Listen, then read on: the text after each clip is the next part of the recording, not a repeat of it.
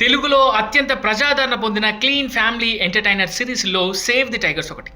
మహివి రాఘవ, ప్రదీప్ అద్వైతం create చేసిన ఈ series పెళ్ళైన ముగ్గురు భార్యా బాధితుల కష్టాలను నవ్వుల నైట్ మేర్గా చూపిస్తూ సూపర్ సక్సెస్ సాధించింది.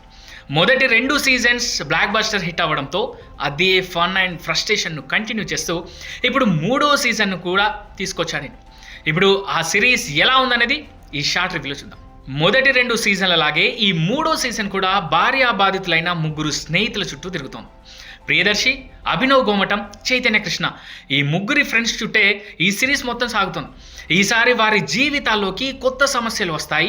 ముఖ్యంగా రాహుల్ అలియాస్ అభినవ్ రాసిన బుక్ వల్ల ముగ్గురి వైవాహిక జీవితాల్లో ఎలాంటి గొడవలు జరిగాయి, వాటి నుంచి వారు ఎలా బయటపడ్డారు అనేది ఈ సీజన్ ముఖ్య కథాంశం. ఇక ఈ సిరీస్ ప్లస్ పాయింట్స్ విషయానికి వస్తే, ఫస్ట్ ది హిలేరియస్ కామెడీ. ఈ సిరీస్ బలమే హ్యూమర్. ఈ సీజన్లో కూడా ముగ్గురు హీరోల టైమింగ్, వన్ లైనర్స్ నవ్విస్తాయి. ముఖ్యంగా అభినవ్ గోమటం క్యారెక్టర్ డెలివరీ చేసే డైలాగ్స్ చాలా ఫన్నీగా ఉంటాయి. ఇక 2వ ప్లస్ పాయింట్ నటీనటుల పర్ఫార్మెన్స్.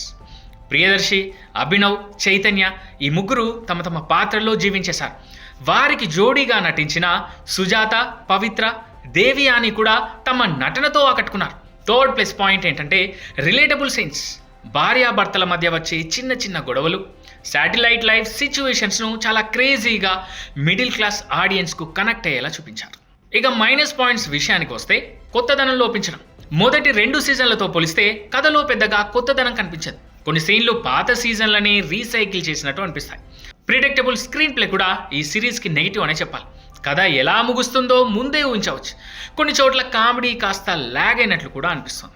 ఇక ఫైనల్గా చెప్పాలంటే, సేవ్ ది టైగర్స్ 3 మునుపటి సీజన్లంత స్ట్రాంగ్ లేకపోయినా వీకెండ్లో ఎలాంటి అంచనాలు లేకుండా ఫ్యామిలీస్తో కలిసి హ్యాపీగా నవ్వుకోవడానికి ఒక పర్ఫెక్ట్ ఎంటర్టైన్.